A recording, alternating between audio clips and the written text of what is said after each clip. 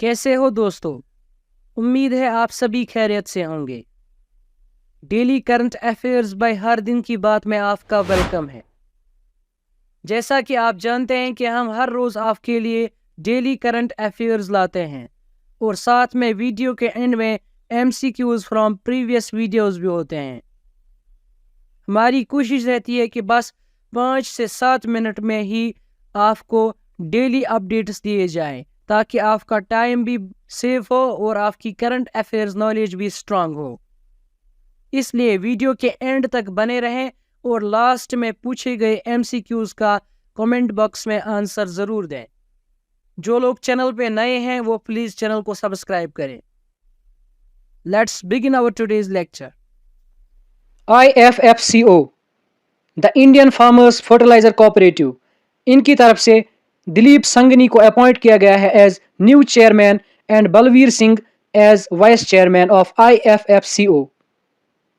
Recently IFFCO के 15th RGB elections हुए जिसमें उन्होंने दिलीप संघनी को अपॉइंट किया एज न्यू चेयरमैन।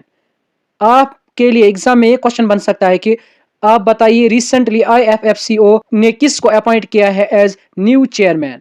तो इसका आंसर रहेगा दिलीप संघनी। इंडिया और ओमान कोलैबोरेट कर रहे हैं towards study and conservation of sharks and ray populations in Arabian सी।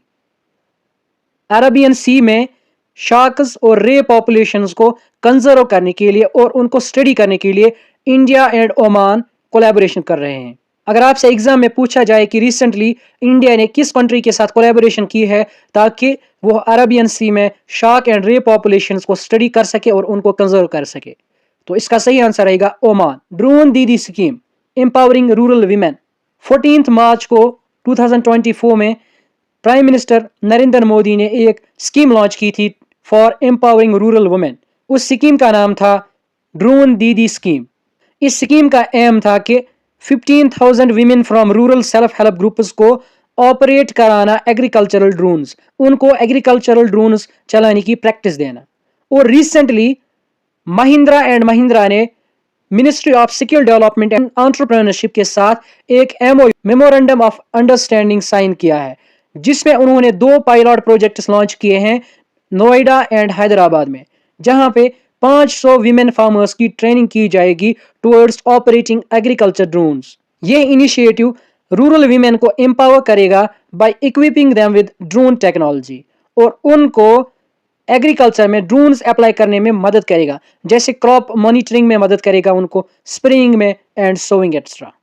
आपसे पूछा जा सकता है कि ड्रोन दीदी स्कीम कब लॉन्च हुई, तो ये 14 मार्च 2024 में लॉन्च हुई थी और इसका एम था 15,000 वीमेन जो कि रूरल एरिया से बिलोंग करती हूँ उनको सिखाना एग्रीकल्चरल ड्रोन्स ऑपरेट करना। अगर आपसे पूछा जाए कि recently ministry of skill development and entrepreneurship ने किस कंपनी के साथ कोलैबोरेशन किया है, किस कंपनी के साथ MOU साइन किया है ताकि वो रूरल वीमेन को ट्रेन कर सके टुवर्ड्स ऑपरेटिंग एग्रीकल्चरल ड्रोन्स, तो इसका आंसर रहेगा Mahindra and Mahindra company. Coca Cola India ने पार्टनरशिप की है हॉकी इंडिया के साथ।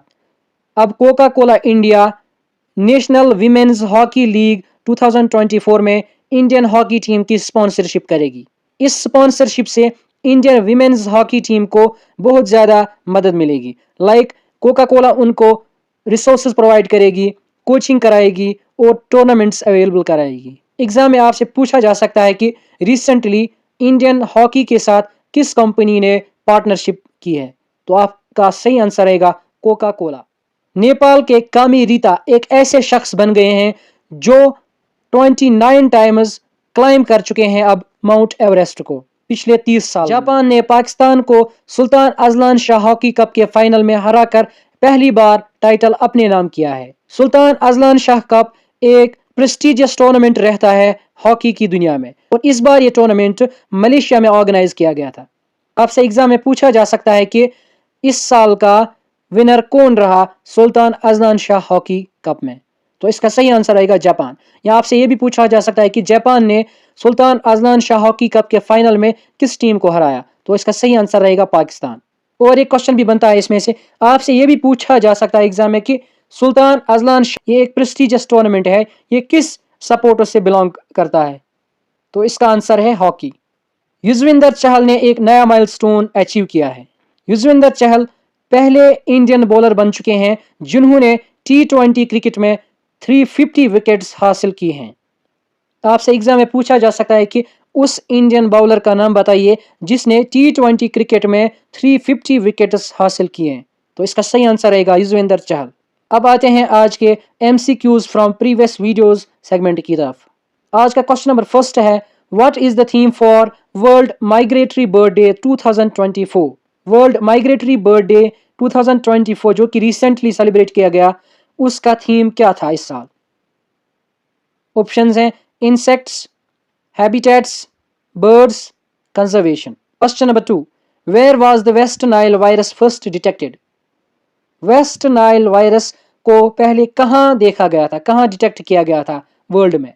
आपके ऑप्शंस हैं इंडिया, ब्राजील, युगांडा, चाइना। ये दोनों क्वेश्चंस हमने पिछले वीडियोस से लिए हैं और जिन्होंने हमारे पिछले वीडियोस देखे हैं वो इन दोनों क्वेश्चंस के आसानी से आंसर दे सकते हैं। यहाँ पे आपके लिए एक पॉइंट और बता दूं कि वेस्ट नाइल फीवर आपको बताना है कि ये किस कंट्री में पहले देखा गया। लेकिन अगर इंडिया की बात की जाए तो इंडिया में अगर पूछा जाए कि कहाँ पे ये पहले देखा गया तो इसका सही आंसर रहेगा केरला। केरला में रिसेंटली भी ये देखा गया था, 2024 में इसके 5 केसेस आए थे, लेकिन बैक इन 2011 भी इसके कुछ केसेस देखे गए थे पहले इंडिया में। तो अगर इंडिया में पहली बार देखा जाए कि कहाँ पे हुआ था, इसके केसेस कहाँ पे रिपोर्ट हुए थे, तो उसका सही आंसर रहेगा केरला। होप आपने हमारा आज का वीडियो कंप्लीट देखा होगा। अगर आपने अभी तक हमारे पिछले वीडियोस नहीं देखे हैं तो यहाँ आई बटन पे क्लिक करके ज़रूर वॉच करें। इसके साथ साथ चैनल को भी सब्सक्राइब करें और हमारी YouTube फैमिली का हिस्सा बने ताकि हम आपकी खिदमत में डेली करंट अफेयर्स हर रोज़ लाते रहें। Thank you, have a great day.